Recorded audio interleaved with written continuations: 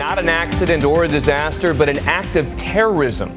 Those were the words of the Ukrainian president today after a flight with 298 people on board was apparently shot down over his country. How could this happen? Who was responsible? And why did they do it? ABC's chief global affairs correspondent Martha Raddatz brings us the very latest.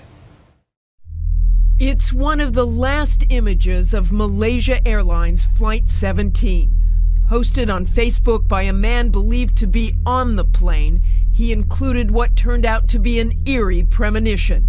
Should it disappear, this is what it looks like. 4 hours into the flight, a burst of flame.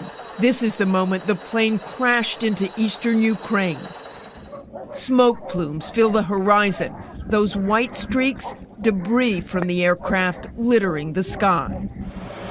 As cameras reach the site of impact in the Ukrainian countryside, utter devastation, as far as the eye can see, an apocalyptic scene, leaving no hope that the 298 souls on board survived the fiery crash.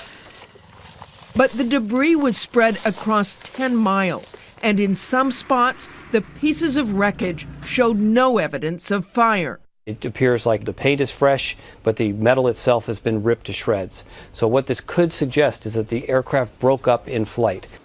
Large pieces of plane with the Malaysian airline colors were still visible, and in the rubble, clothing, passports, even a vacationer's travel guide. And the part that continued on for that 10 miles was the part that had all the fuel in it, which is why you see this massive fireball of almost 20,000 gallons of fuel going up in smoke. Flight 17 took off from Amsterdam just after noon local time, on its way to Kuala Lumpur, Malaysia.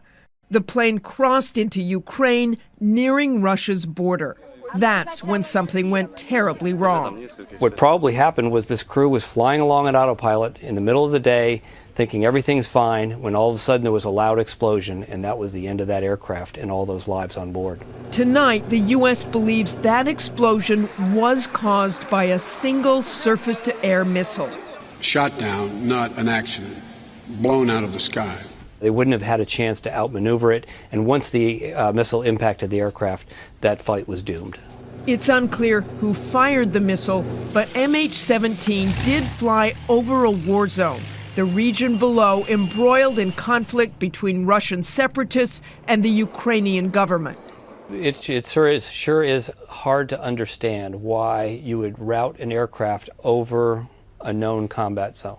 But the plane's altitude was determined to be safe for commercial air traffic, even though NATO's top commander, American General Philip Breedlove, said recently that Russia has been providing air defense training to the pro-Russian rebels. Why this Malaysian flight did not file to either go left or right and not over the combat zone is still a mystery tonight. On the ground, photographer and ABC News freelance producer John Wendell was one of the first journalists to arrive at the horrific crash scene, narrating the gruesome scene to ABC's George Stephanopoulos. You're at the crash site, John. Tell us what you see. It's a pretty remote country road, and there are rebel fighters here who have secured the area. There's a smoldering pile of wreckage with a kind of a fire coming out of the top of it. I'm trying to head there right now. He was touring the wreckage with Russian separatist leaders, now in control of the region.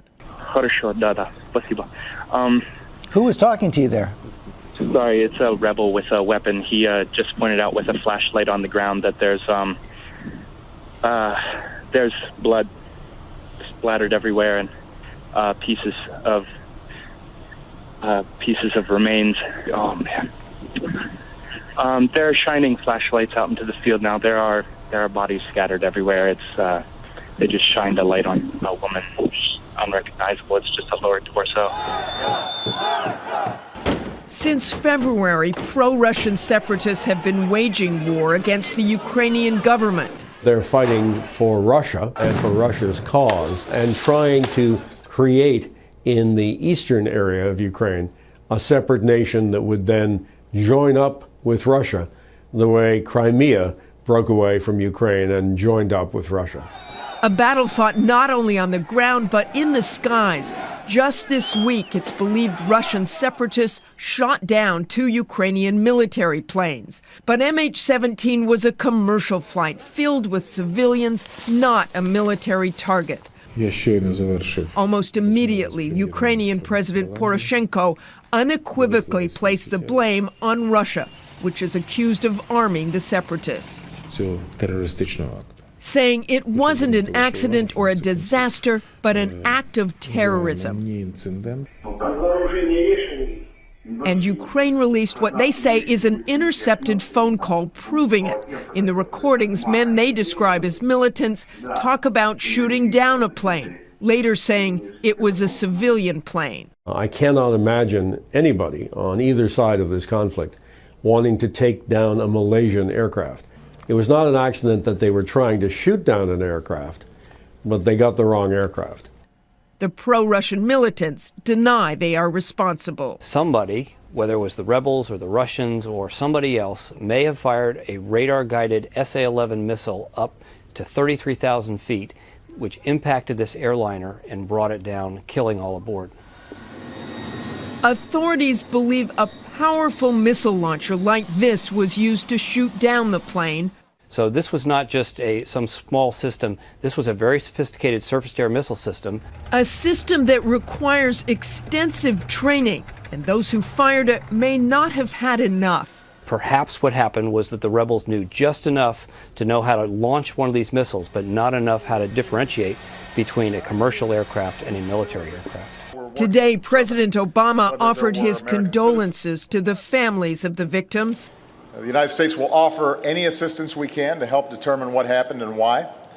And as a country, our thoughts and prayers are with all the families of the passengers, wherever they call home.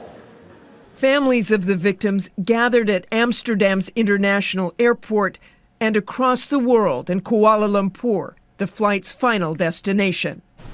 And for the people of Malaysia, it's another devastating loss in less than 5 months after Malaysia Air 370 disappeared over the Indian Ocean.